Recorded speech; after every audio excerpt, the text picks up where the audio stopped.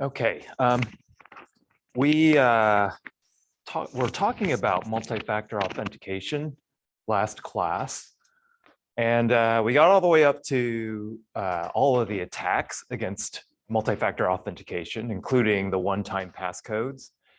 And we introduced this concept of FIDO and passkeys.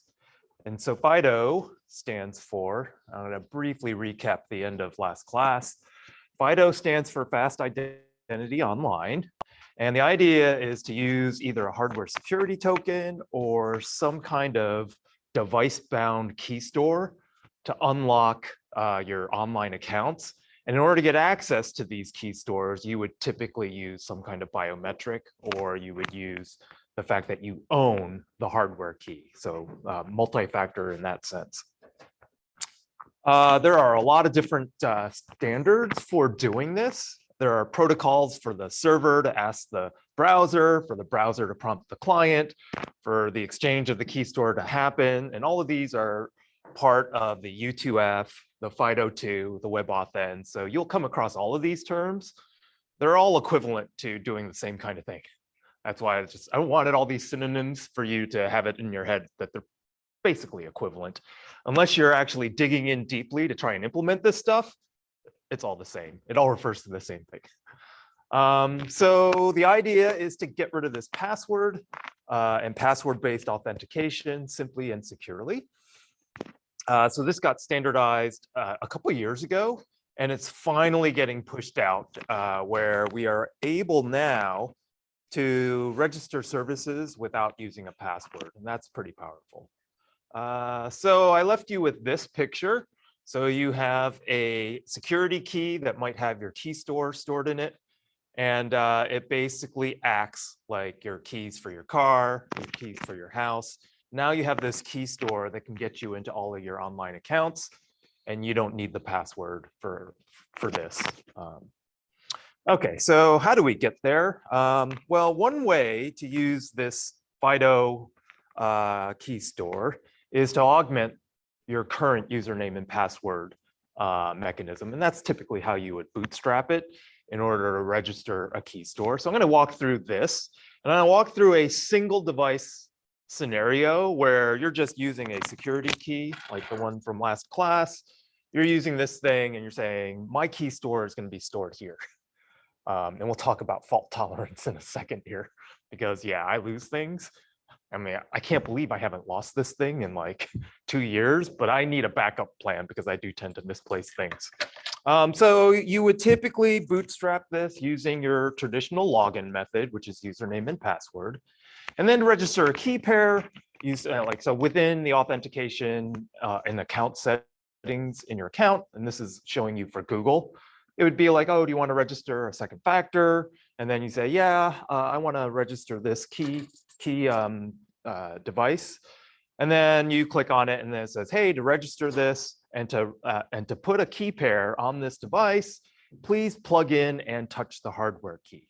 And the way the U2F works is that there is they call it a ritual for you to interact with this physical device for you to initiate this kind of thing. And that's basically what the standards allow you to do. And so this is just leveraging the standards. Hey, plug in your security key like you see here, or it could look like this if you have a different kind of key, and then touch it.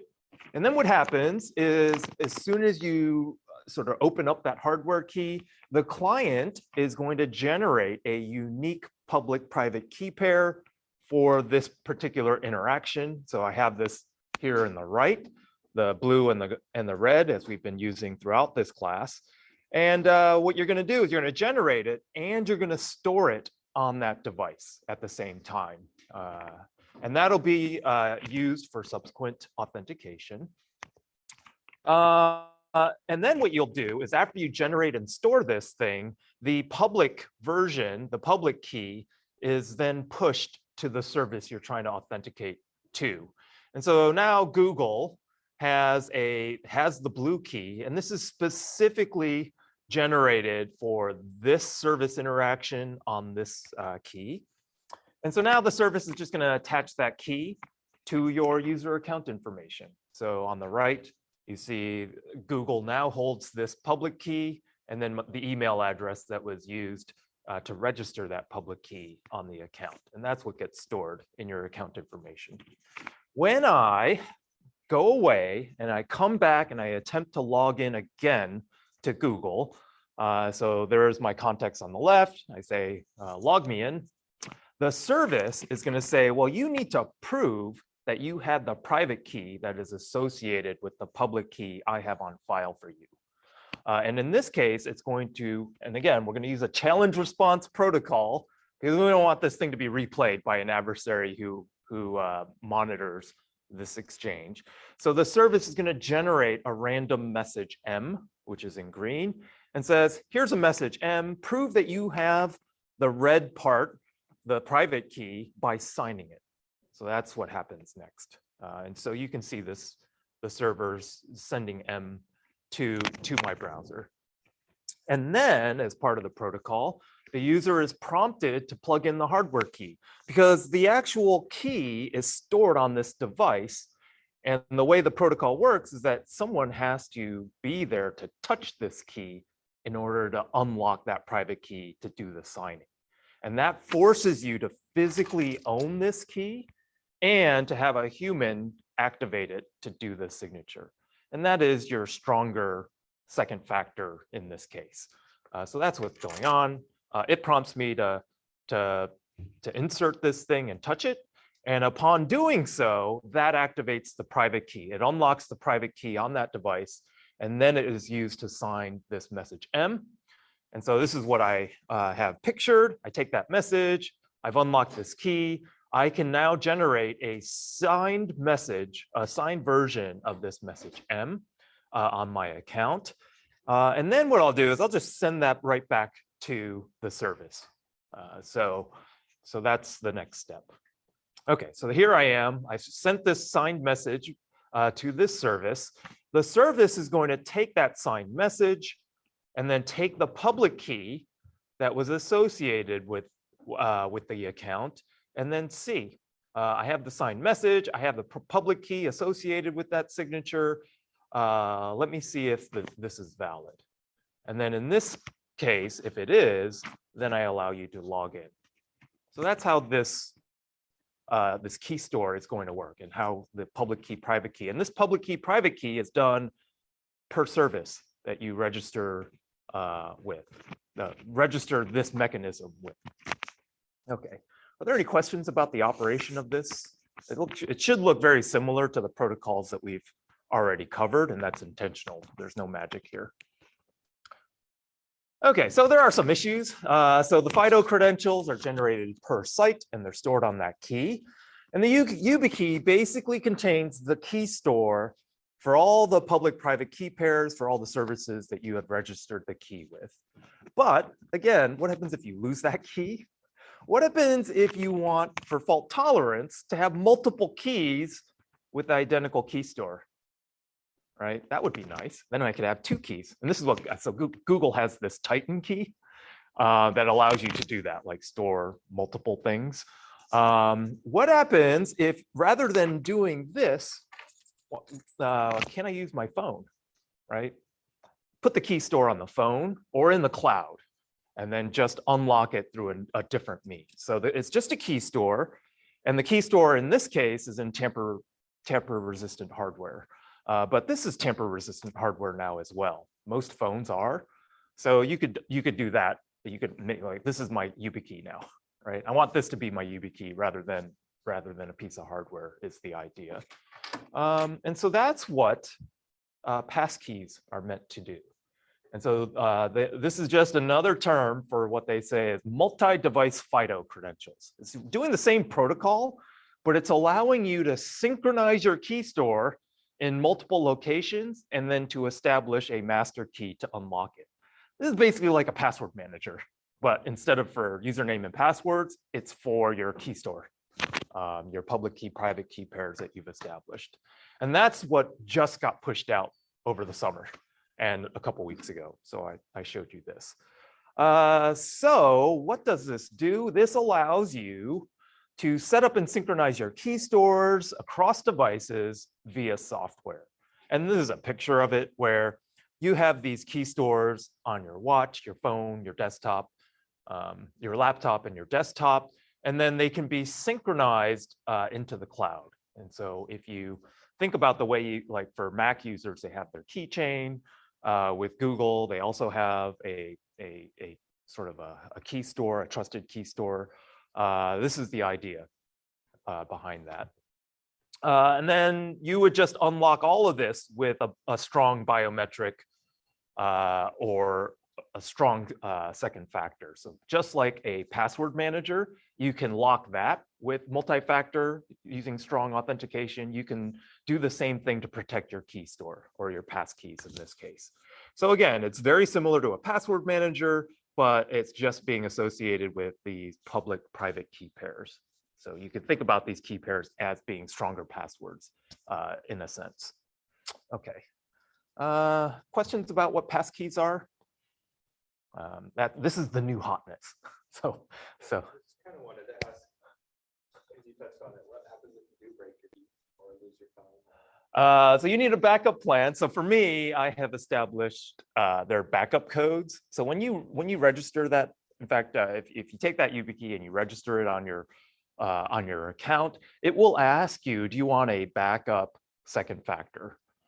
So we did this like 4 or 5 years ago. We gave a whole bunch of high school kids these things, and like they were losing them left and right. And a lot of them were fearful of putting this on their account because they were like, I'm going to lose this key and I'm going to get locked out. And that's the greatest fear for adoption of this kind of stuff.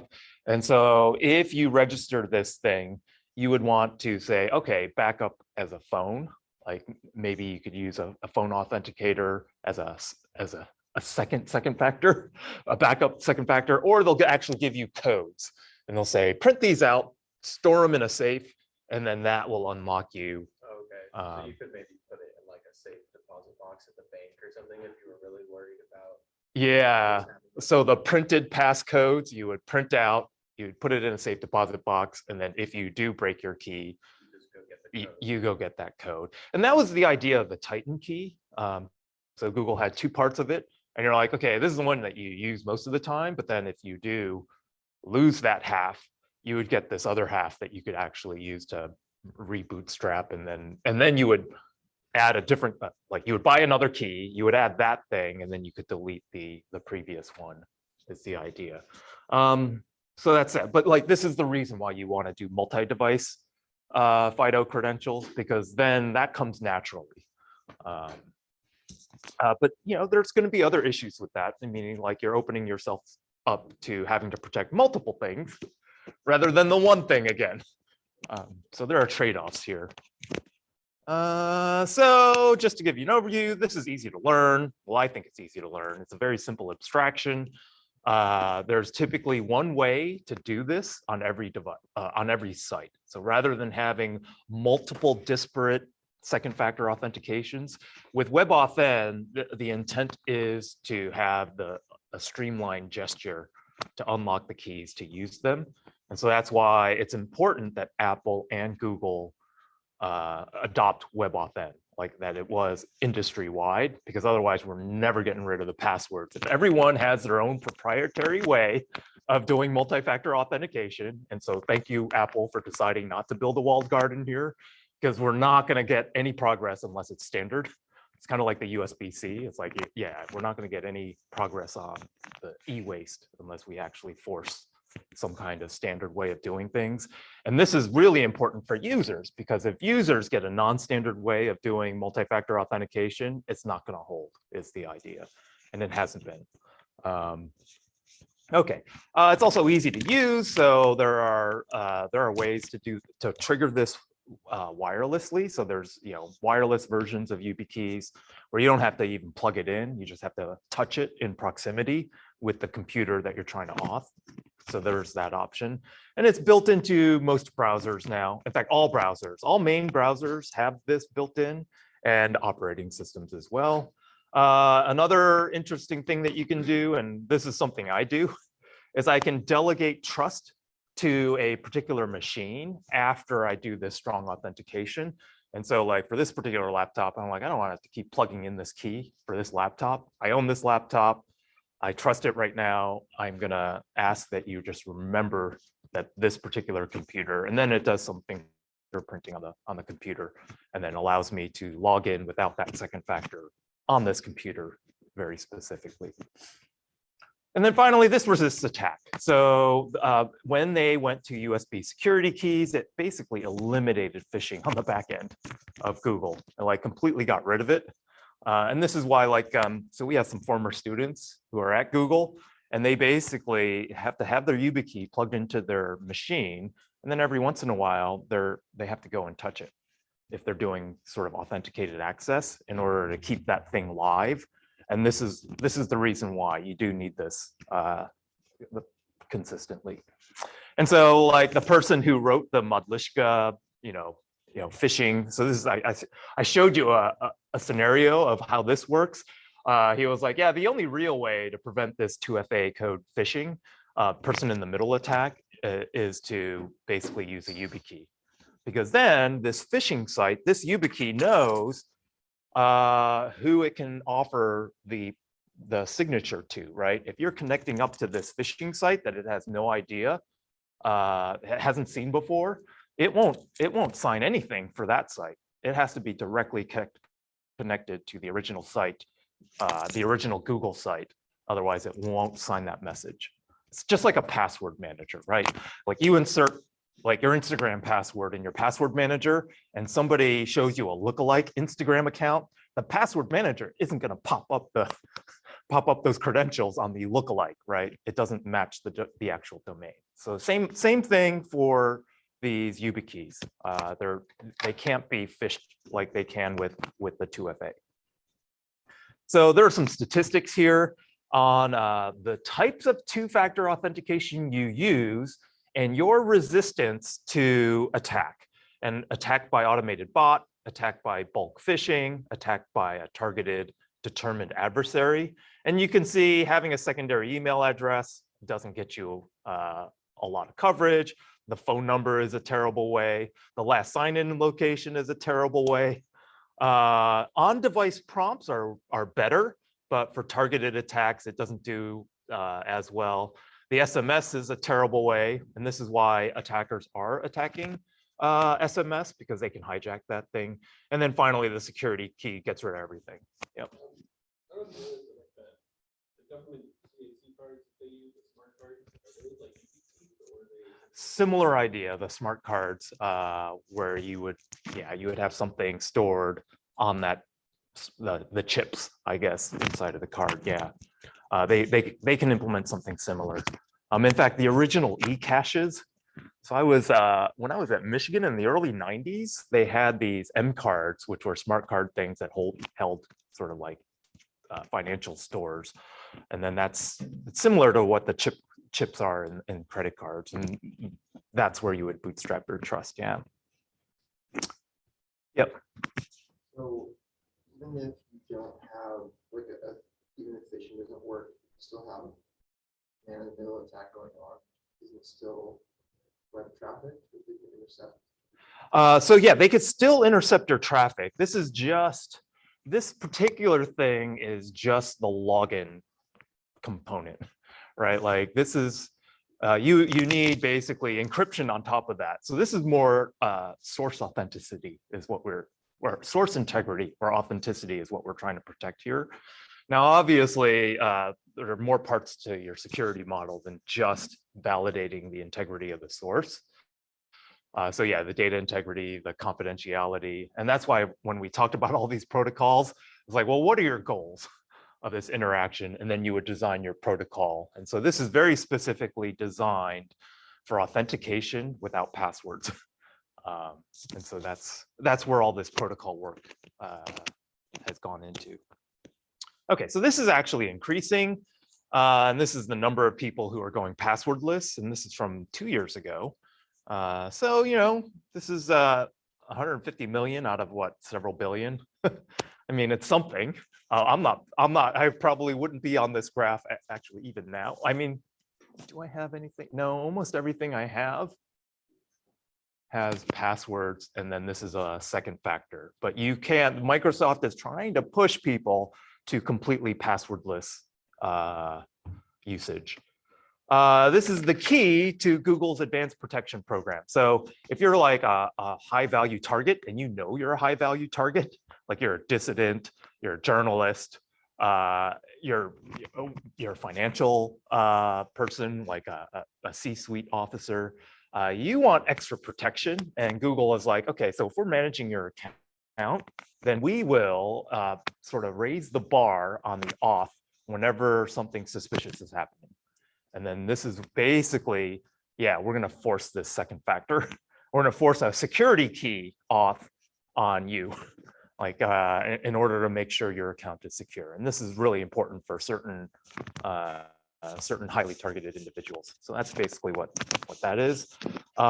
Recently, so in Ukraine, basically, what was happening there was that all the tech folks, the infrastructure providers, as soon as those regions in Ukraine were being invaded by Russia, they were basically hijacking all of those accounts, right? They were forcing these folks to basically co-opt the infrastructure for Russian games. And so one of the things they were doing was trying to get as many YubiKeys as possible deployed so that if they did take over some of that infrastructure, they wouldn't be able to log in again. Right, because then the YubiKey would secure that. And so that was one of the things that happened. And then this is happening where all of these, the most popular package repositories in Python, people are being given security keys to protect those projects, because a rogue commit or a rogue push will really like disrupt the supply chain. So that's another thing that Google, so yeah, in this case, Google is just donating all of these security keys to try and, because, you know, I mean, there's a lot of technology companies that have a lot to lose if the open source supply chain gets attacked. And so they're trying to shore up the open source, the developer side of the open source supply chain. Okay, so that is YubiKeys. The next thing I want to talk about is, now I've shown you many different ways of authenticating. I'm going to talk about how you implement this, or how it gets implemented on a back end. And so the problem is that now, instead of just username and password, like we have been using in the last 20 years, now we have developed a whole bunch of different other ways of logging in. And moreover, we're trying to develop policies around how we authenticate. Because it's no longer the case that you can just use username and password. You have all of this other stuff that's going on in order for you to authenticate a user. So this is not, this from a software architecture standpoint, you need a way of modularizing your authentication process in order to implement a policy that you come up with, right? And that's what pluggable authentication modules are. And so this is something that's very specific to Linux, but on Windows, they also have different kinds of modules for doing the authentication. But on Linux, it's called this, and it's a configurable authentication implementation for Linux. And you can basically specify what kind of authentication you want done on that particular machine, and you can compose policies around your implementation. So that's the idea. So some of the things that the modules support, straight up authentication, account management in terms of like password expiration times would be one thing. Password management in terms of like enforcing a password strength on the initial setting of your password. That could be another thing you use, or different kinds of capitalizations versus punctuations in the passwords. You could implement that in a module that you enable, and then different ways of doing session management. One of the really confusing things about this is that this has also got the same acronym as privileged access management, which we covered way back in like the second week. And so if you see PAM, the acronym, now it means two things that are kind of related, but not the same. I just want to put that out there. You'll see PAM used for privileged access management more than you'll see PAM used for pluggable authentication modules. But if you're on Linux and you look in how Linux does the auth, it's got this PAM library, which is the sort of the main library that allows you to then plug in all of the different ways of authenticating, and then all of the different policies that you might want to enforce on an authentication. So that's what PAM is. Okay, so the next question is so here's a picture of WebAuthn. Does this look like something that you want to actually implement yourself? And you should, like, unless you're like a super high-end developer that I don't know about, my answer would be no, heck no. I don't want to spend a year of my life trying to implement WebAuthn. It would probably take me more than that because I'm so slow. So this motivates delegation of the authentication to someone else, and we're great at outsourcing. So that's what OAuth 2 and identity providers do. And so here is an XKCD that talks about, it doesn't really talk about OAuth 2, but the idea of it is kind of funny. So, hey, I lost a server password. What is it again? And it's like, hey, I have to implement two-factor. How do I really know it's you? And this guy talks about this password proof of identity protocol, where he'll start by picking two random numbers. And the admin's like, oh yeah, it's you. So I'm going to let you in. So the motivation, and so this is what OAuth 2 is, a proof of identity protocol. What is this? Well, authentication is really difficult to implement correctly. And as a business, you would rather not handle authentication information from your users, right? Because it's a liability for you, especially with the way we have to publicize data breaches. Like if I have ownership of your username and password and somebody like manages to get that out of my enterprise, then I have to notify everybody and then I take that hit. So the idea would be is like, you know what, can I point that liability to someone else and do my auth in a different way? And so that's one thing that you might want to do. The other issue is that, hey, if I'm actually having users create and store credentials on my site, there's nothing that prevents them from reusing all those credentials that they were using on all the other sites to log into my site. And so again, I have this problem where my username passwords are weak through no fault of my own, right? Because users are reusing this thing. And so the idea of OAuth 2 is to say, you know what, let me just provide authentication as a service. And this will eliminate the reuse because that strong federated identity provider is the one way that users will log in to get access to the myriad of web services out there. And so the idea is to delegate the authentication to a trusted identity provider, and then to have that identity provider vouch for a person's identity, to do the authentication, vouch for the person's identity by signing a token that the user then presents to all of the different sites that they want to visit. And then all those sites can look at the signature and say, oh, Google vouched for this person, or Portland State vouched for this person, give that person access. So that's the idea of OAuth 2. The other thing, which I'm not going to cover in this class, but it's covered in the cloud class, is to enable fine-grained resource sharing between all the different services for that user's resources.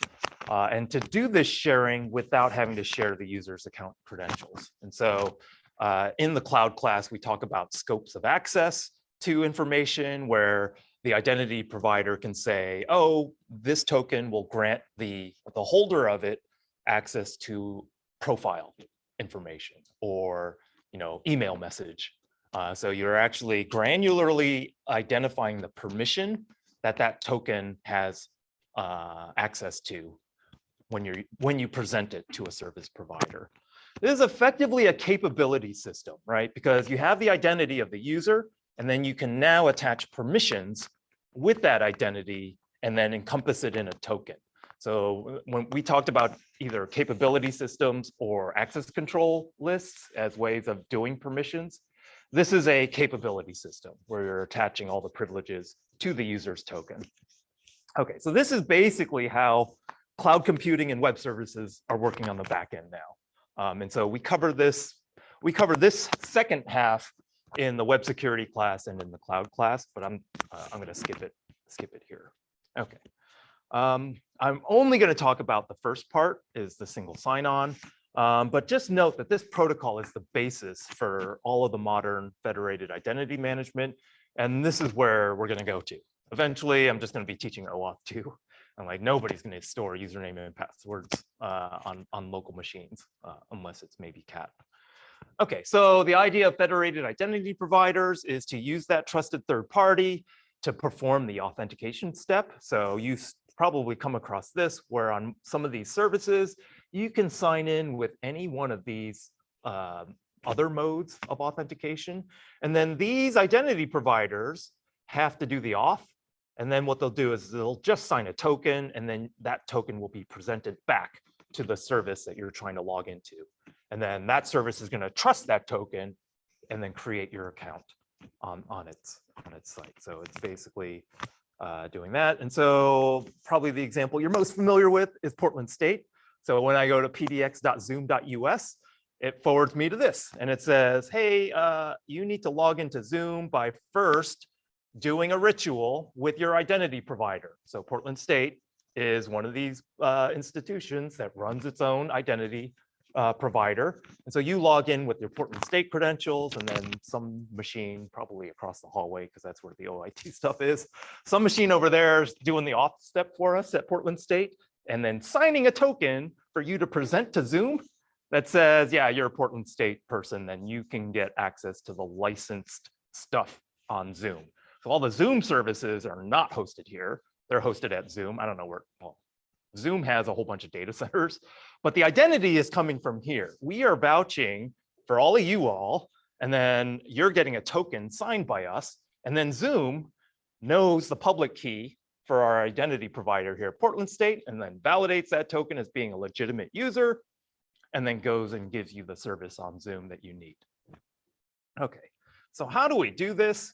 I want to go back to how we introduce certificate authorities, because the mechanism is very similar. It's just rearrange the public key and private keys a little bit, and you get the identity provider. And so if you recall with certificate authorities, Alice wants to figure out that Bob is legitimate. And so they bootstrap a certificate authority's public key. So they both have a copy of this. Certificate authority has the private key. And then Bob wants to get vouched for by the CA. So he presents his public key to the CA.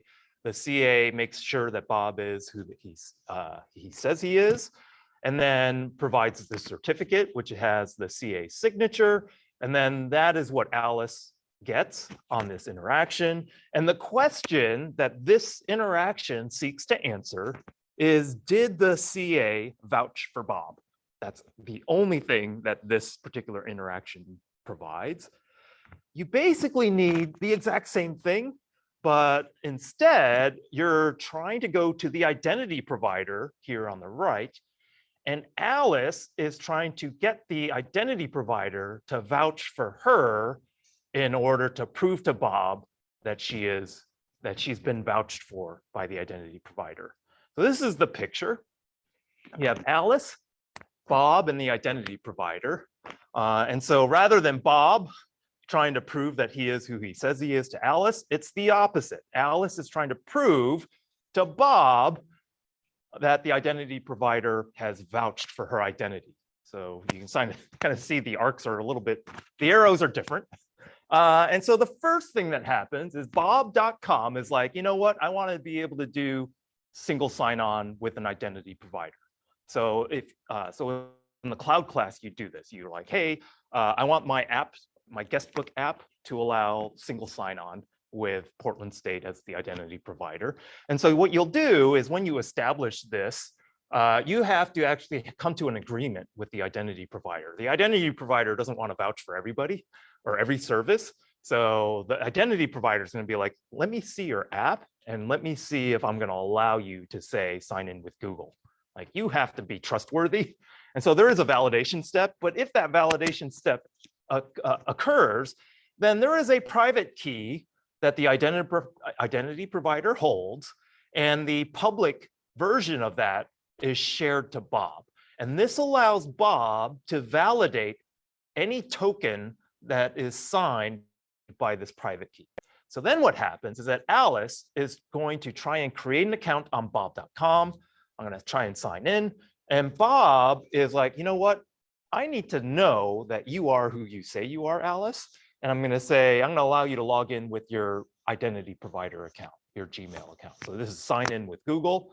And it's like, I'm going to redirect you to a special place in the identity provider for you to do this authentication. And then Alice gets redirected to the identity provider, and the identity provider is going to perform the auth, right? And this is your typical auth, just like you did with Portland State and that Zoom thing. And then what happens is like, okay, I have correctly identified Alice using, for example, a passkey, like a strong factor and then all of that stuff Bob does not have to implement. Bob doesn't have to implement YubiKeys. Bob doesn't have to implement usernames and passwords. In fact, if you're an organization, if you're starting your own company and you're like, hey, I want users to create accounts, you would never create your own username and password thing because that takes too much time, right? Especially when I can just set up OAuth and then let Twitter or Google or Facebook deal with it. And this is why OAuth 2 is taking off. Okay, so this authentication happens, and then the identity provider is going to sign a token. And so this is the icon for the JWT, which is the Java JSON web token. And then this is a signed token that says, I am going to sign this token and vouch for Alice. And anybody who has this token is basically proven to be Alice, right? So you got to keep this token secret. Otherwise, if an adversary, and so adversaries are like, oh, this is gold. I just need this token. And then I can be Alice. And so that's definitely a thing. So I sign this token and I just send that thing back to Alice. Now Alice has this signed token. And from this token, she can then go back to Bob and present this token. And Bob will read this token, see that it has been vouched for by the identity provider by verifying it using the identity provider's public key, and then based on that, create the account or allow Alice access. Yeah.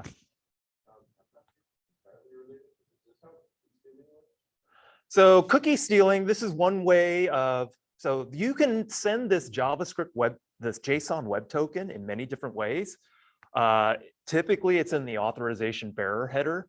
But if you do send it as a cookie using the set cookie and cookie headers, then yeah, either way, it all refers to the same thing.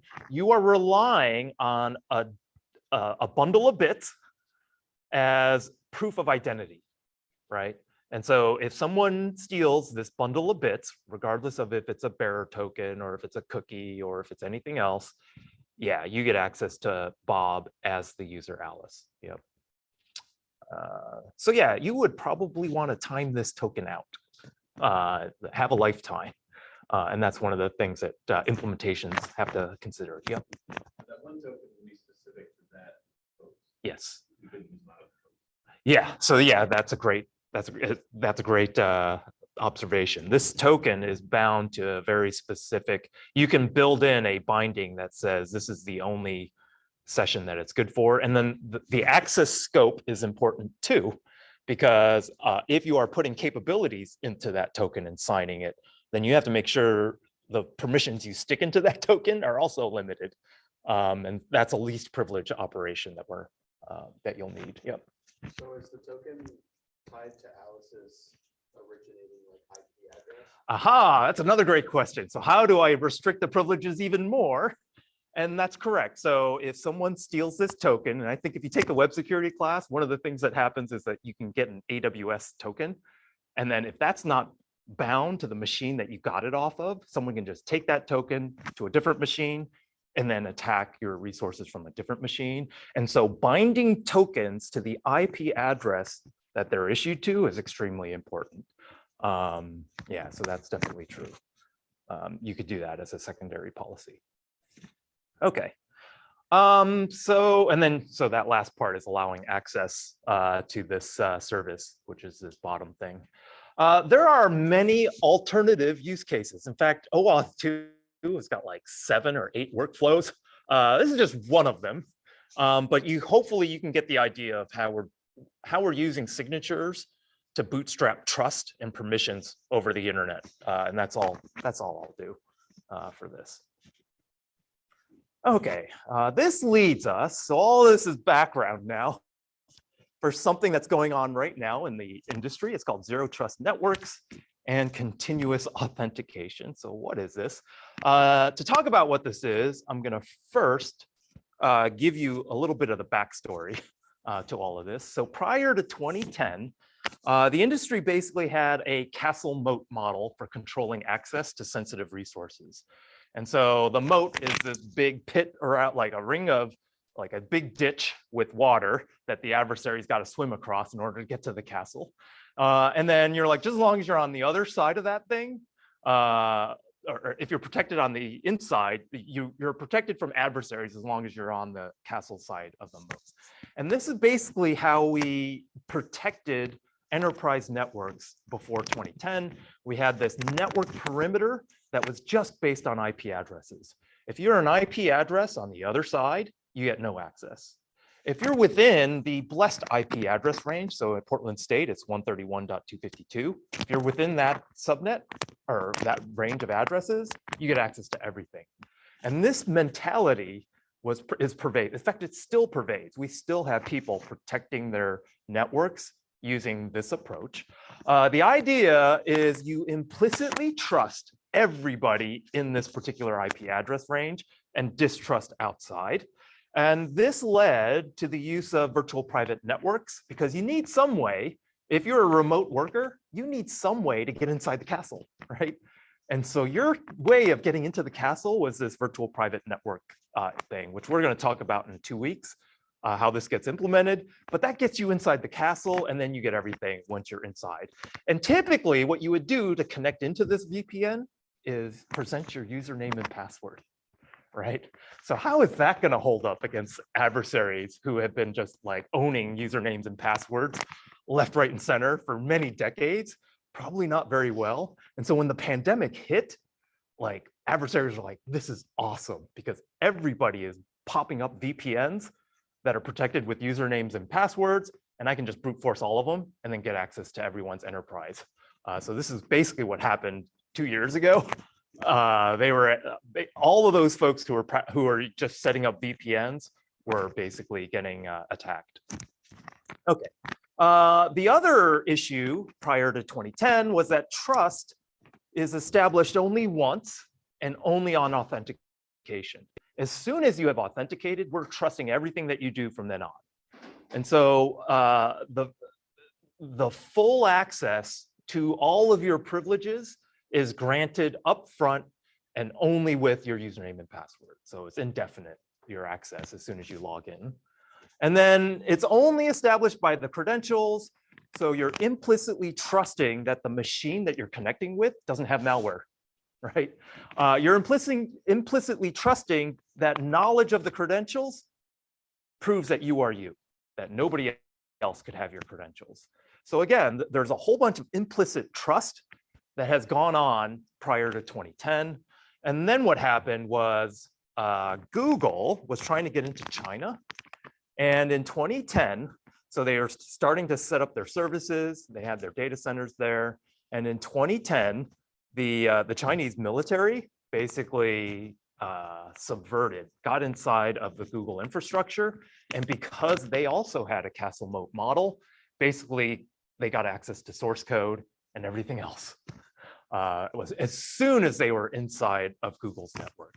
And this ended up triggering a withdrawal from China by Google. Google later re-entered and then now is back to withdrawing. So this has gone multiple iterations, but this was severe enough where Google was like, hey, we can't operate in a country whose military is actively trying to subvert the network that we're operating on. There's a recent series called Hacking Google that they published on YouTube, where the engineers that were trying to do a post-mortem on Operation Aurora talked about in real, like what was happening during the time when this attack was going on. So this just got released this month. If you want to watch, I haven't watched this, but the idea of this series is really important. Like what caused the sea change, and basically it has caused a sea change in how security is being done today, or how we want to do it. Okay, so this motivates Google to completely redo how it secures its enterprise. And what they want to do is move beyond this perimeter-based, IP address-based security model. And they also wanted to move beyond just knowledge credentials, one-time username and password authentication. And so this is what Beyond Corp is. This is how they branded it as Beyond Corp. The Beyond Corp implementation talks about is how do we move beyond the way the corporations were doing security before. And so really what it boils down to is that what do you do when the adversary is already in your network and has a compromised account? And so this is like a hard shell of security, but the interior is super soft. It's like, well, the hard shell is not very hard, and the super soft interior is a problem, right? So what do you do to limit the detonation of someone inside the hard shell is the idea. So this leads to something that they term zero trust. And so zero trust really means zero implicit trust. Remove all of the implicit trust throughout your enterprise security model. Make all the trusts, the trust assumptions explicit and verified. And in particular, place zero trust on the network address. Just assume that the adversary can get into your network and that the incoming address, the incoming connection, the address of that has just a nominal change, a nominal impact on the security posture of the connection itself. The other part of zero trust is to enforce much stronger user and device identities. And so again, multi-factor authentication, doing these YubiKeys, push notifications, doing the authenticator application, performing analytics on the device being used to connect up into the enterprise. So if, for example, I bring this laptop onto Google's network, this thing is probably out of patch. It's probably behind in its patching. The network can say, I don't trust this, so I'm not going to allow you to authenticate on this machine until you come up to date with your patches. So that's another aspect of trusting, because we were just trusting the machine itself that you were connecting up with. And then to do this adaptation based on what they call user threat analytics. So they're going to figure out what threat a particular user's might pose to you based on the behavior of that user.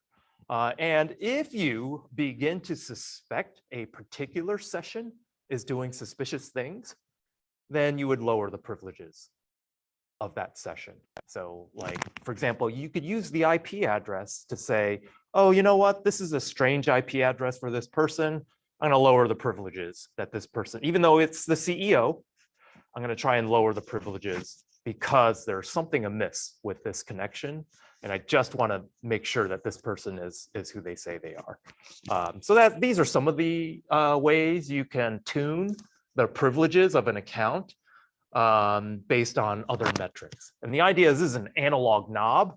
This is not just yes or no based on a simple policy. This is now being learned.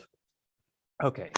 And so then the idea is to adapt this trust continuously based on the attempted activity for that particular account.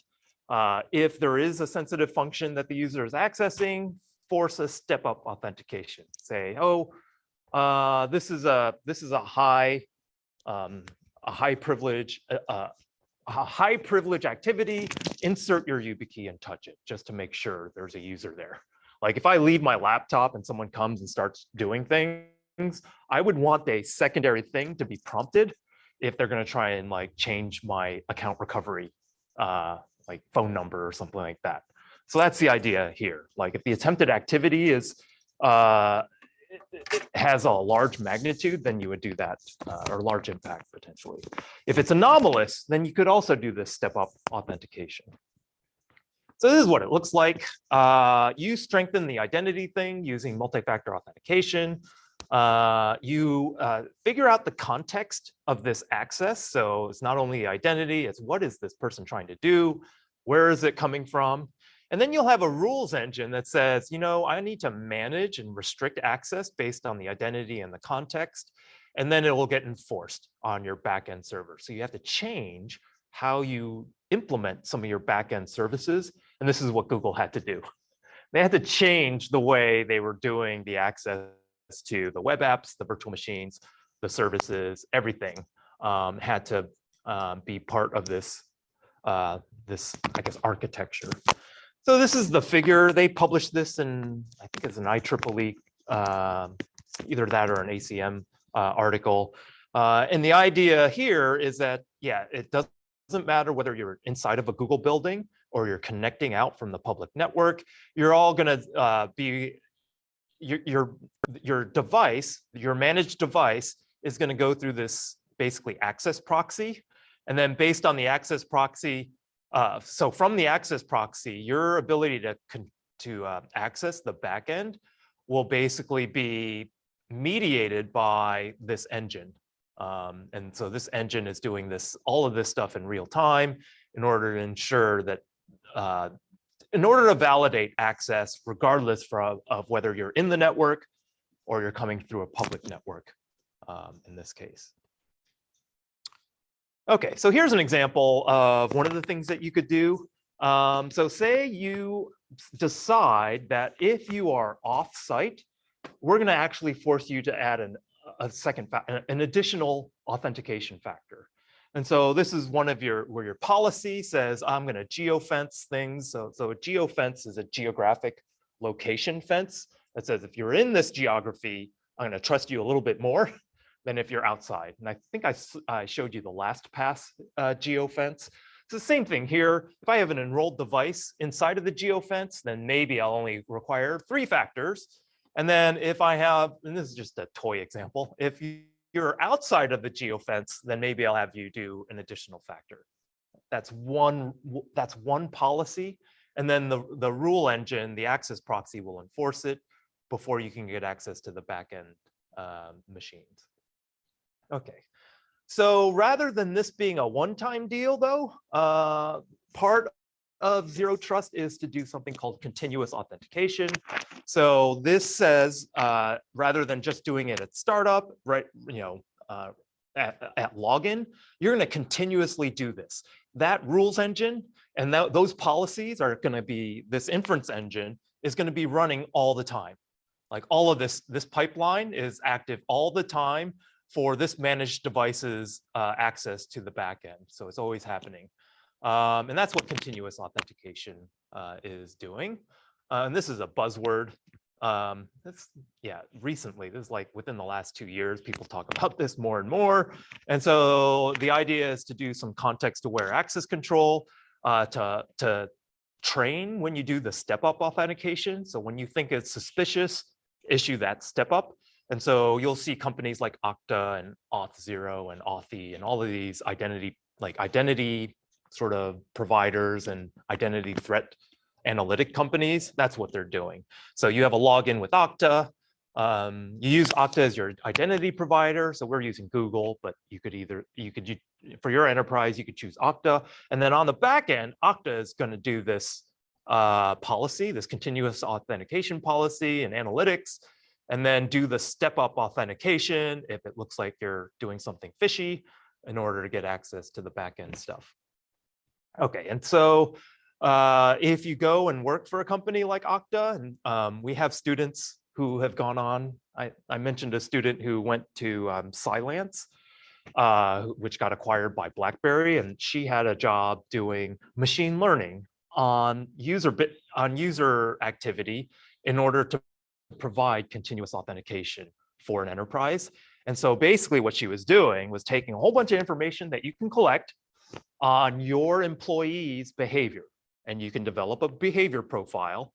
And then based on the behavior profile, deviations from that profile will cause you to have to do a step-up authentication. And this will actually prevent this persistent access from an adversary, because the adversary doesn't know what the victim account does for, in real life typically. The adversary has a hard time fitting to a profile it doesn't know, right? It's got these credentials and it has to behave in the enterprise the way the normal user behaved. Can't do that. And so any anomaly will then force this strong identification, and then they got you. The back end folk, like the good guy, we got you. I said, I'm gonna be on the good guys. Yeah, so we got you because you deviated and I forced you to do a step up. And then because you failed that step up, now I know that I can shut that thing down. Okay. So some examples. There's a podcast on risky business that talks about this. It's from Material Security. It's one of these companies that uses step-up authentication in their workflow. And so so one of the things that they do is on all their email messages, they automatically redact things like account numbers and financial information. And then when an employee actually wants to view an email that's got redacted information in it, step-up authentication, right? Because if that account does get hijacked and the adversary is sitting there reading the inbox for all this juicy information, the fact that they can only get that information by doing a step-up is very powerful, right? It prevents them from getting what they need. You could basically, based on whether the email and the payloads have been labeled malicious by other people, you can force a step-up before you allow a user to access that. Say, are you really sure you want to do this? And then that gets rid of a lot of issues. Any kind of brute force access. So if you see a sequence of failed logins, you could say, okay, so from now on, you're going to have to do a 2FA before I let you even submit a password. I'm going to just reject it until you do a 2FA. And some sites, some public web services are doing this already, where they're like, I don't trust this at all. Solve a CAPTCHA or do some other thing before I let you even try and authenticate. And then forcing the step up on any account reset functionality is another thing you could do. Okay, social engineering. And I should say social engineering is probably the dominant way people get owned. And so even though I'm only gonna cover this for one class, just realize in sheer magnitude, this is our major problem. So what we talked about before is users authenticating themselves to a website or a service. So that's one way of authenticating. But another thing to think about is how do users authenticate the identity of other users that they're interacting with? This is a much more difficult problem. And so social engineering attacks are probably the most prevalently used by adversaries. And the use of these inauthentic identities is basically rampant, and they're being used to target individuals, consumers. They're being used to attack organizations, such as businesses or governments or government programs. And then on the largest scale, hacking society in general. And so we're going to talk about these individual ones. It's just a brief tour for some of the ways that you can get attacked. We're going to start with the individual level. And we're going to first start with phishing. And so a lot of you are familiar with these mechanisms because you're targeted all the time with these things. And so when we talk about phishing, most people think about email phishing. You get a lure in email. And this lure will have basically pretend to be a trusted third party. And then the idea is to try and convince a victim to provide the credentials or personal information that will then compromise their account. So here's an example. You have a login that says, and this can be modeled off of actual messages, right? Like the authenticity of the actual content could actually be solid, but it's just changing who's sending it, right? And so in this case, you have to look very closely to see that the sender, well, yeah, especially with the image this small, but you have to look very closely to realize that, yeah, that didn't come from who they say they were. Another thing you might get is, so this is the threat, but then this is one where the lure is a incentive. So the ability to get some kind of reward or a gift card for doing something. So that's another lure that's popular. One of the things about both of these lures is that if you look, it's generic. And so in order for you to click on something, typically you want to build trust in the thing you're clicking on. And this doesn't engender much trust in users. So it's not as effective. So spear phishing is a term where you sharpen a spear and then you point it at something. That's basically, it's an attack customized to a specific victim to increase the probability that they'll actually fall for it. So here's some example. This is one example below. So there's an actual email sent to a person that owns a business. And the adversary knows that this person owns a business by doing some open source intelligence on that person. That's what OSINT is. And we'll talk about OSINT later on in this class.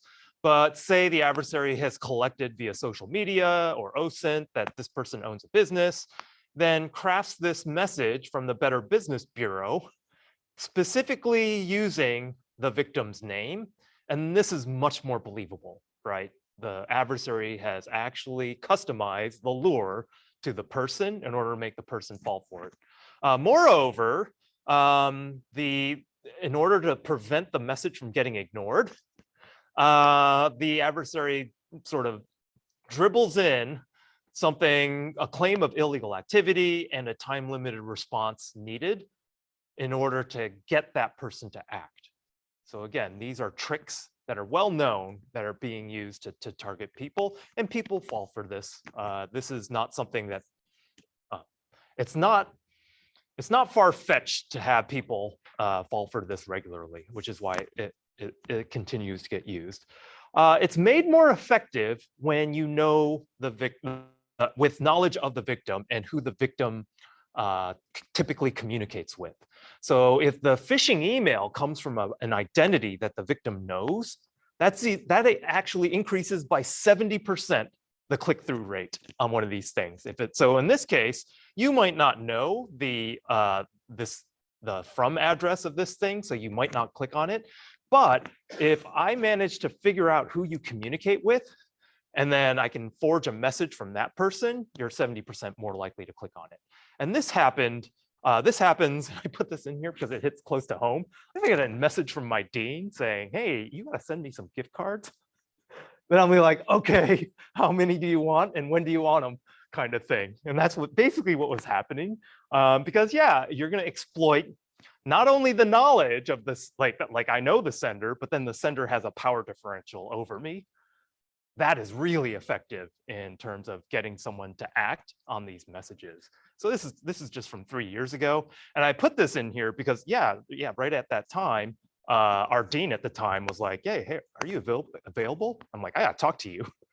Well, this one, at least it was labeled, but if they actually, so this might have been his actual Gmail. So this is like, did this come from the dean or not? And I was like, can I afford to ignore this message? And then you're like, okay, hey, I need some gift cards. I'm like, really? Okay, I'll give you some. I can't be reached by phone though, so don't call me. Just send them to me. And then you're like, oh, I better do this. Okay, the flip side of this, so this is like coming from a power differential and attacking the person who might be at a lower differential. But then the adversary also wants to attack the whale. So in this case, the dean. I want to call the dean, well, he's not our dean anymore, so I can call him a whale now. But the whaling is fishing targeted at the big fish, the whale. And so that's the flip side, where you're actually trying to make the whale the victim. And so this is what adversaries spend a lot of time trying to do. Because the work that you put in attacking a whale, the return you can get is way bigger because they have more power, right? So politicians, CEOs, so C-suite means you got a C in front of your title. So CEOs, CFOs, CISOs, CISOs, these sorts of things. And so you would spoof a message that looks like this. And this is coming from maybe a chief financial officer, like David is the chief financial officer, and maybe Jim is just another employee in accounts payable. And so from a position of power, you're like, hey, can you do a wire transfer, is this one. And this is hard to ignore, right? Because yeah, if you ignore too many messages from your CFO, probably gonna get fired, right? And so then you can trick this wire transfer to happen. Okay, so that's targeting. There's also different, we have so much technology that can be used to distribute lures. So smishing, and this is just part to get you used to the terminology in case you come across this in like articles. It's like, what are all these terms? Well, SMS phishing is also called smishing. And this is where you just send text messages rather than emails to get this lure to work. And so this is like this hilarious, this Robin Banks. I mean, this is just the naming of this. I don't know who names this thing, but that's actually a brilliant name for this campaign, where they're sending customers of all these banks text messages asking them to do something. And so there's some examples, and I get these a lot on my phone. Hey, there's some unusual activity. Please click on this and then verify your identity. Or on this one, it's like, oh, we reward, pick up your $1,000 Walmart gift card by clicking this link. And then, yeah, people do fall for these things. Another thing that's really prevalent now, especially for the elderly, is voice phishing, or they call this vishing, where you basically try and call the person. So voice messages or phone calls to the person. So if if you know someone who's elderly, they're typically not doing a bunch of technology stuff, but they will answer the phone potentially. You gotta.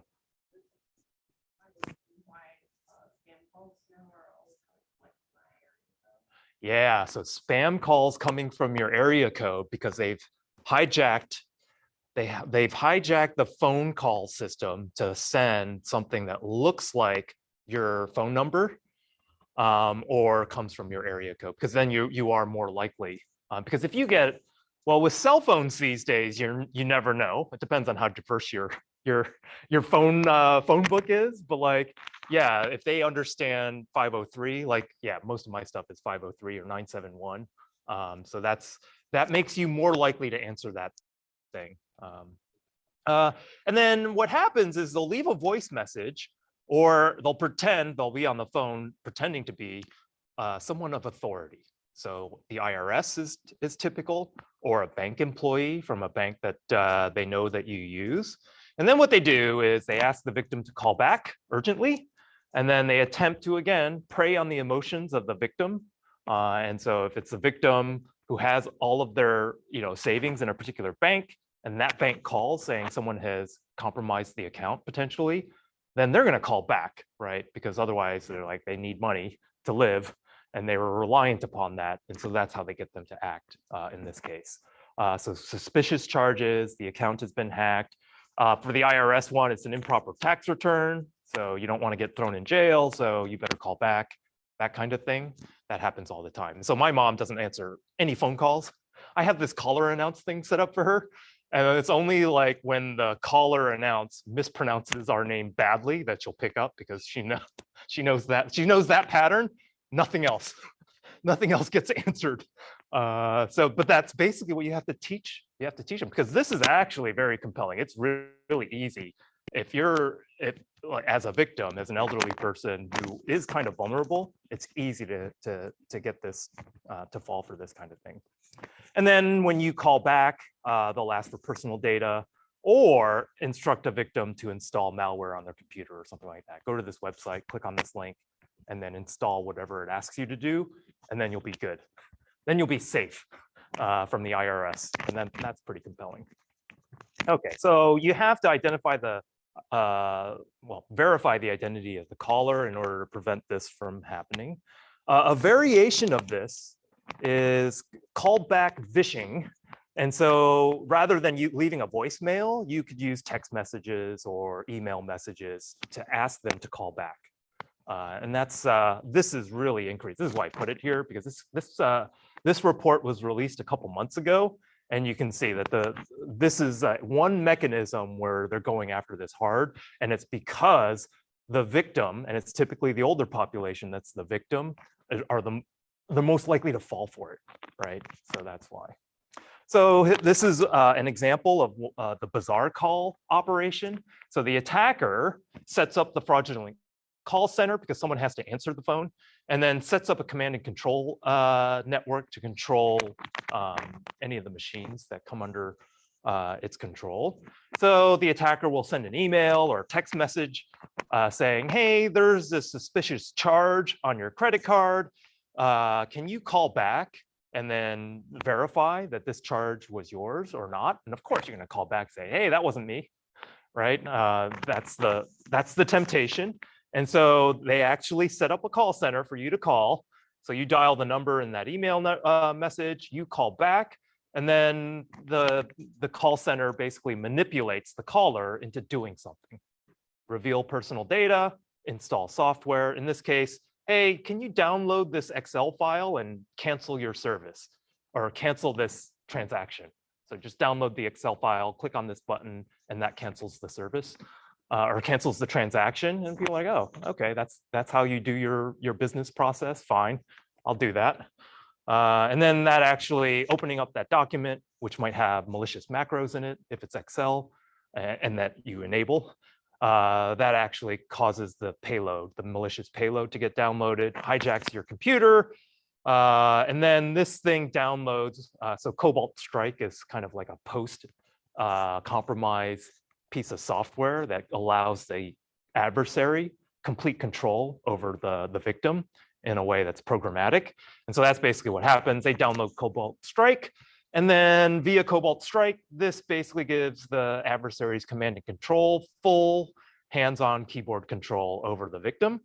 And then from there, basically they use this command and control to do all of their their goals. All of their objectives are accomplished.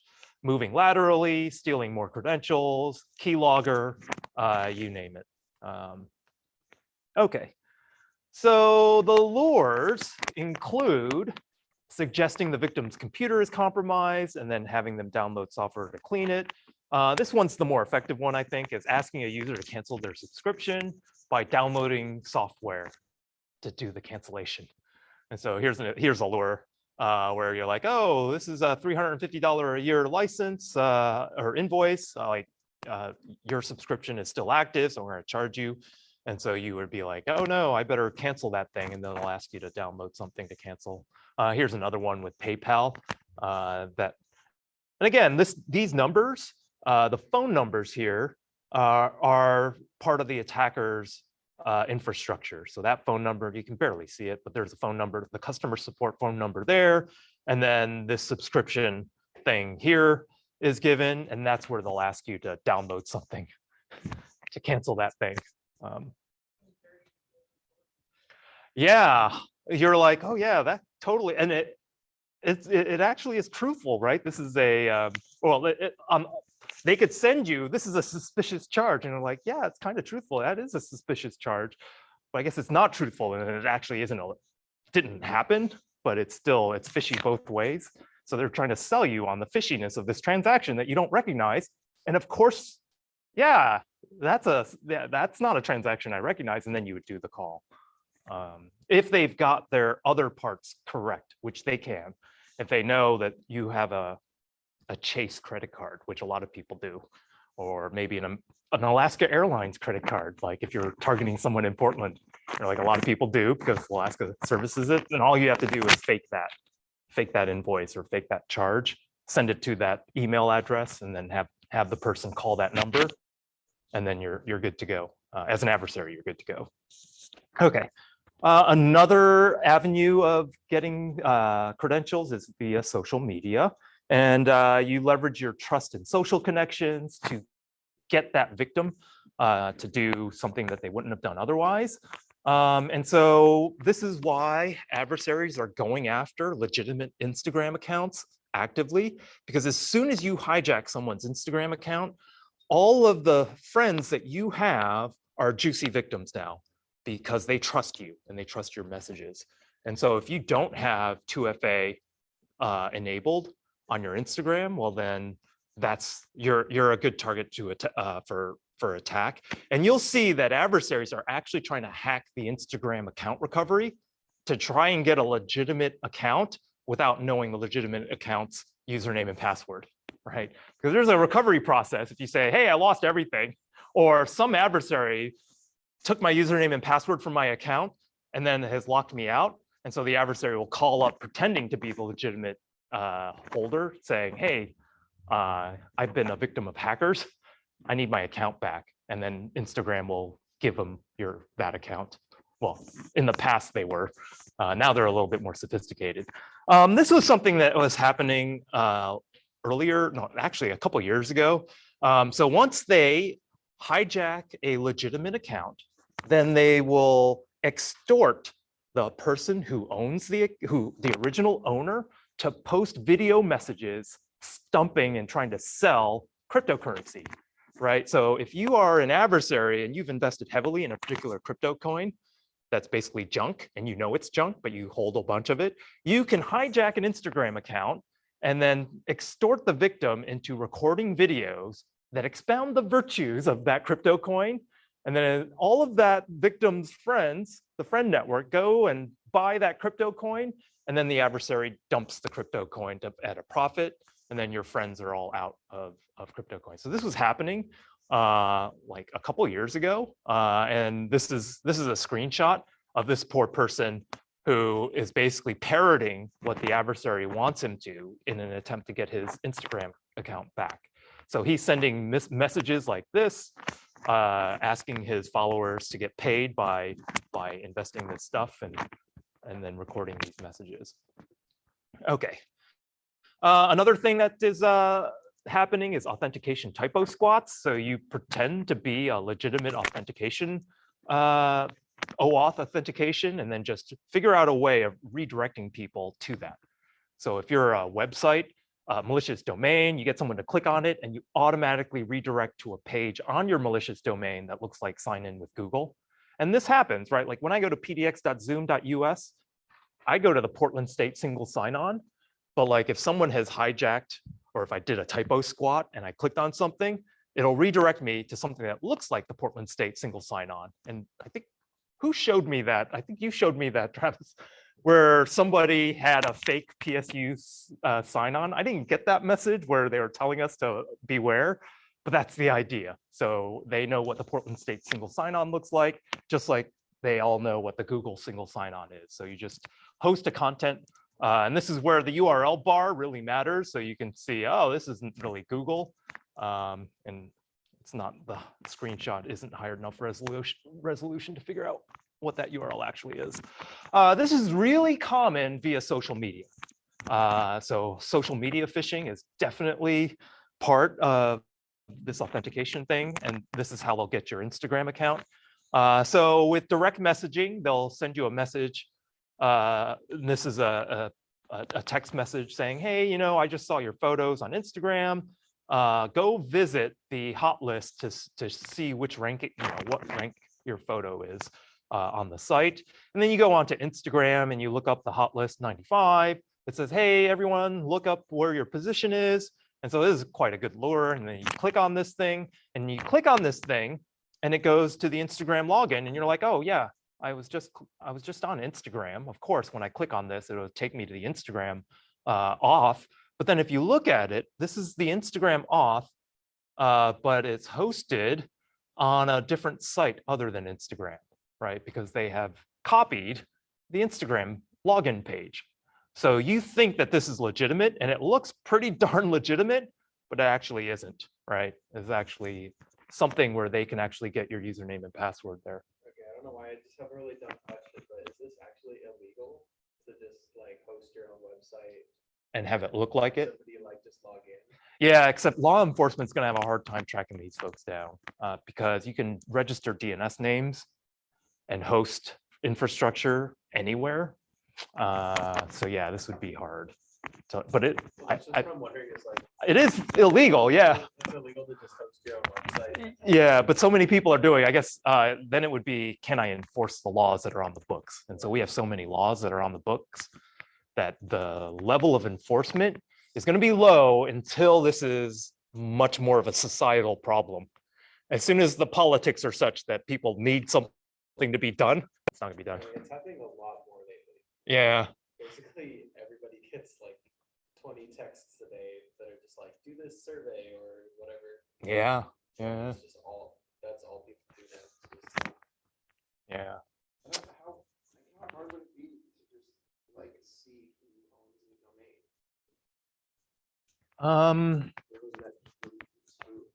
So their extended verification on the DNS name is something, I don't really talk about. I can add that into the DNS section in 2 weeks. But yeah, how easy is it to get a cert? Very easy. How do you trust that that cert is a legitimate operator? That's a harder thing. So there is an extended verification thing, but then you have to train users to look for that. Yeah, so that, like when something like this is identified, if law enforcement actually decides to look at it, it's probably won't. so some of these things are ephemeral, right? They're not long lived. Like that URL could be just for like 2 or 3 days. So yeah, the ability to register a name temporarily, and so there are several sites that allow you for free without a credit card to register some names for like the first week of operation, just for you to try out the site.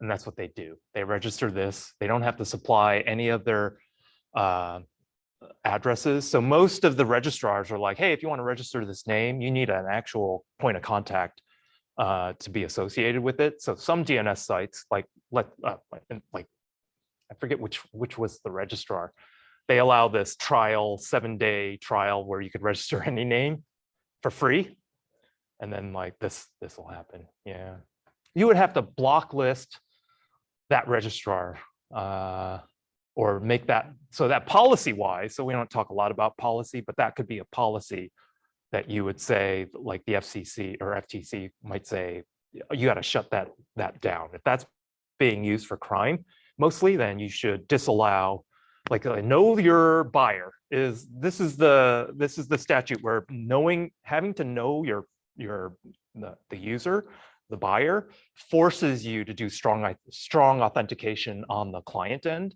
And that's something that's happening, especially with cryptocurrencies and cryptocurrency exchanges. The government is forcing exchanges to have strong identity on all of the account holders. And that's really shutting down the illegal activity in exchanges because of that. Yeah. So a lot of issues there. And that's where knowing the technology so that you can enact policy is really important in the cybersecurity area. And that's something our School of Government is looking at, actually, cybersecurity policy. That's what they want to move into. You mentioned a nice keyword, which is the FTC. Like I just did some quick Googling. There's just like a fraud report website that's really easy to use now. Yeah. And our government, they're actually running with this thing. Usually you think of like, oh, the government being slow, but like things like CISA and things like the FTC and the FBI is really good at this. Like their stuff is like, yeah, top notch in terms of what, and it would be easy for any of you to get jobs there.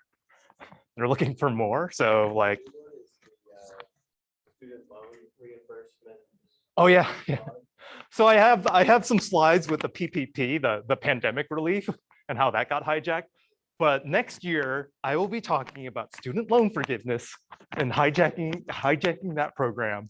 So when we talk about hacking organizations, we'll get there because this is just individuals. Like right now, I'm going to go with the small fish, and then we'll start working our way to the bigger fish. The other thing I referred to, so we talked about OAuth. One of the things you can do with OAuth is grant third parties access to some of your account information. And this can be done permanently. So if I want Zoom, for example, to have access to my Google Calendar, there is a consent grant screen that I must have clicked maybe 2 years ago that allowed permanent access by Zoom to my calendar, my Google Calendar. And that's how the thing works. That's how consent, because it's like your capability system, but when you grant the capability, you're like, okay, I don't want to have to revisit this. I don't want to have to consent every single time Zoom is accessing my Google Calendar. When I create a Zoom on the PDX version of Zoom, I want that automatically to show up on my calendar. So I do this permanently. But what happens if in that initial setup, I got phished?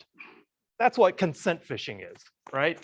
So I'm like, oh, here I have invited you to view this document, and you click on it. And it actually redirects to a page asking the opposite, asking you, the user, to grant access to this person instead. And so that's very sneaky, right? Because you are actually expecting some kind of auth to happen when you say, open this in Google Docs, right? But it turns out it's a consent grant thing that says, do you want to issue Kevin Han access to this document? So that's, especially if you know the person, Kevin Han, or it looks like, you know, like, so say you've communicated with a Kevin Han before, maybe not at that email address, but like this is consent grant phishing, and this is a problem. Other problems are tricking the user to install rogue extensions. You have some juicy content posted. It looks like it's at YouTube, but it's actually not. And as part of this website, you can trigger a prompt asking the user to add an extension to the browser in order to view the content. And if this content is juicy enough and you as a user really want to see it, you install that malicious extension. And the malicious extension basically has access to the entire browser. That's it. It breaks all the sandboxing in the browser. So that's like, and the browser is the new operating system now, on the client at least. As soon as you hijack the browser, it's all over for that particular system. So yeah, don't install extensions, especially that have 0 stars. Install extensions that have at least 10 million. No, 10 million is kind of high. Yeah, actually don't install any extensions. Like you can get away with not installing extensions. And then another content lure that's typical are rogue documents that you basically encrypt, or you basically say, hey, you know, you see that button there? Just click that.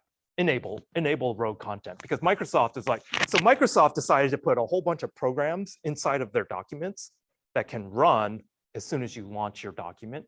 And those are called macros. And that's the way malware authors traditionally get remote code execution on Windows users. It was the easiest way. And so then they started saying, you know what, the user has to explicitly enable that active content before I'll let it run. And so then what the adversary is like, hey, you know that button that you have to click to enable active content, do that. Otherwise, like I won't be able to decrypt and show you my juicy payload. And that's basically what this thing is picturing, giving you the instructions and making it look legitimate, and then asking you to click on that, say enable. Well, this says enable editing, but you could say enable content. Okay, and then which one do you trust? This one that's got Microsoft Office branded, or this one that's got, yeah, toss up. If you are really interested in seeing the latest and greatest scams, this Reddit it's actually scary. There, you know, people post stuff and the answer is like, I don't know if that's a scam or not. Like that's where you can go with this. You're like, yeah, they're really good at this. And then most of these examples came from this site. Okay, so it's really important for you to do phishing training as an organization and as an individual. And this is why you're doing your exercises this time around, to get some training. So you have to be able to identify tells that indicate that, yes, this is not legitimate. So the easy ones, unrecognized sender domain, unrecognized sender at a domain that you do know. So both of those should trigger some kind of alert. No use of your name, your recipient name. Like they don't know you and they don't refer to you. So that's a tell. Odd formatting, spelling, or grammar issues. Any links in the payload that don't match the appropriate domain. They label it as one domain, but when you hover over it, it's a different one. So that's a tell. Or the use of URL shorteners. So yeah, definitely be careful on what links you use with URL shorteners. Any unexpected content. So things like account reset things that you haven't triggered. And so you can see my account. This is my Instagram account, and all the email I get with someone trying to phish that second factor. And of course, I don't log into my Instagram, not that account. So it's like, this is all illegitimate stuff. And so yeah, I even get account password reset requests. So yeah. And so fortunately, this isn't on my cell phone doing a 2FA push, because we talked about 2FA fatigue. This I just filter out. But yeah, if I actually put a phone number as the account recovery for my Instagram, I would have a headache because now we get all these text messages and then eventually fall for one of them, or maybe fall for one of them. Okay. Okay, so just in practice, here's an example. This thing is a PayPal thing, but it doesn't actually come from PayPal. It says "Dear customer" instead of me. I hover over this link. It doesn't go to PayPal. Some odd formatting because they're using Unicode and I'm expecting ASCII. So it comes up as that. Here's one, doesn't have a subject, has some grammar issues and phrasing issues, and that sort of thing. So just to train you, I'm going to walk through the Jigsaw practice site, which is a phishing quiz that was set up to help people navigate phishing emails. So here's an OAuth one. You hover over this link. So this looks like a legitimate document share. You hover over this link and it says drive-google.com. And so hopefully you know that, or this double dash. So hopefully you see that the double dash is not a dot, but if you don't, that's unfortunate. So this is how you can tell that that's not legitimate. Here's one, efax.com. And then of course they spell it with efax, F-A-C-S, rather than efax. And then as you hover over this link, you can see that it doesn't go to efax.com. It goes to efax.hosting.com.mailu382.co. And so if you're not paying attention and you see this efaxhosting.com, you might fall for that. Here's another one. Usually you're getting emails from sharon.mosley@westmountschool.org. And then you get this email and it says Sharon Mosley and it looks like westmountschool.org, but it's got westmountdayschool.org. And so that is your only tell. So you see how hard that is? We'll talk about business email compromise in a second, because that's how business email compromise actually, one of the ways it works. Here's another one. Someone has your password. This one's really tricky. So someone from Romania has logged in. You hover over that link. And if you look at that link, oh no, this isn't there's another one that's even harder. It goes to myaccount.google.com. And then, but you see here, rather than being a slash, it's got all of this other stuff in the domain name and then sign-in options. So that's how that one can be identified. And also the from, if you know that the support messages don't come from google.support, but this is hard. It's hard for you to know that Google doesn't send its support messages from google.support. So that's something like, how do you train that in a user? Yeah, I mean, you're thinking about training your parents to figure this out. You're like, no, I can't encode that information in their heads. It's just not going to happen, but it's something that we should be training for ourselves. Here's the hard one. Okay, government-based attackers are trying to steal your password, and you hover over this link, and lo and behold, it is a google.com link. And then you're like, oh, yeah, that looks legit. And so this, if you take the web security class, is an open, unvalidated redirect on a legitimate site. So this is Google having an issue that allows these open redirections off of their legitimate site. And so this is, and so then the only way, the payload kind of looks crazy. It's got tinyurl.com, so that might be a red flag, but the domain checks out. And then this is your only way to really say that's not legitimate. So that's a hard one. Also, the copy of the actual message just sounds really. Oh yeah, so they can fix that though. Like if they got a second iteration, the next campaign will fix it. So yeah, content-based scanning is something that they're getting good at. Okay, looks like I'm not going to get through all of this this class. I'll just finish up next class. Another way of targeting individuals is using fraudulent payment lures. So this is more of a target, looking at the goal of the adversary. So the idea of fraudulent payment lures is to trick a victim into sending payment to an illegitimate destination. Maybe the victim regularly pays someone at a particular location. So if you can spoof an invoice that looks exactly the same as the invoice that they have been paying, but goes to a different account, then you can steal the money that way. Okay, so the idea is to fake that invoice. And so here's an example of this, and this is actually did this come to me? I've gotten these before, but here's an invoice from PayPal. And this is actually a legitimately generated invoice, right? You can go to PayPal and say, hey, this person I've done service for, generate an invoice asking them to pay me. They don't have to, but this is actually a legitimate email from PayPal. But it's fake because I actually don't know the person who is going to receive this. And so then this actually, if you click on this, this actually goes to a legitimate PayPal invoice where that's asking you, and maybe you go to Bitcoin exchange and you exchange your money for Bitcoin regularly.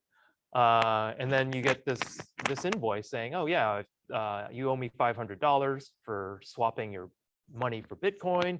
Send it to the Bitcoin exchange. And then the only thing that identifies this as being a problem is this email address that you probably don't know. But if you have exchanged with Bitcoin exchange before, this might look exactly like an invoice you have already received and paid before.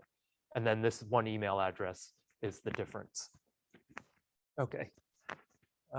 Any of you have gotten fake invoices before, or is it just me? You've gotten a fake invoice? My wife just got one recently from someone with PayPal. Yeah. So she just like skipped it and went to PayPal's website and signed in instead. Okay, yeah, yeah. It was like, No invoices on their email. Okay, yeah, excellent. Yeah. I had kind of a reverse happened, which on my Square Cash app, somebody sent me $100 just unsolicited. So then I hit like the cancel or like the refund button to send it back to them, and then like 20 minutes later they resent it again.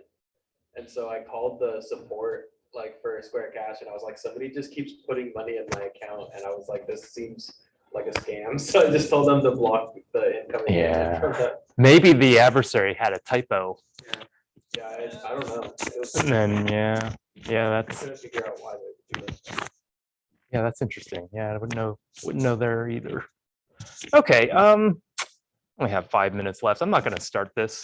Actually, no, I'm going to do one part of the hacking organization. So those are individuals that are hacking. The other thing to do is to hack the business process of either the government or a business. And so one of the ones that I want to talk about is the account support attack. And so we just covered phishing. Account support attacks are phishing in reverse. So with phishing, you're spoofing a legitimate provider, trying to trick an individual. The account support attack is to spoof the individual to a legitimate provider, right? So it's the reverse. And this is basically allowing the attacker to obtain accounts for the high value targets, like the whales, basically. And so the example of this is Electronic Arts. So some of the high-end gamers have very valuable online accounts. So basically attackers just spam the customer support to try and get this particular account's email address changed. And as soon as they manage to find a customer support, an inexperienced customer support representative that wasn't very thorough to reset that password, then they have the high value account immediately. And that's basically what happened. They just persist in the customer support, raising tickets and escalating until someone, they basically are employee shopping for an employee who's new and doesn't understand the full extent of the processes in place to keep the account secure. And then you basically, this is a screenshot of all the messages going back and forth. And you can see they're just completely spamming the EA customer support, trying to get ownership of this person's account. And then eventually they get verify the ownership, or they actually get this thing owned by finding someone who is willing to do that reset.